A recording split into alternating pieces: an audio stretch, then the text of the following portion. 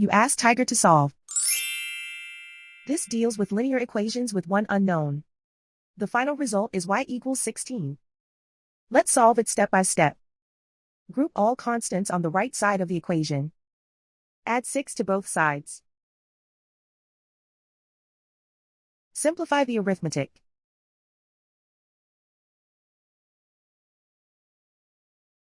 Isolate the y.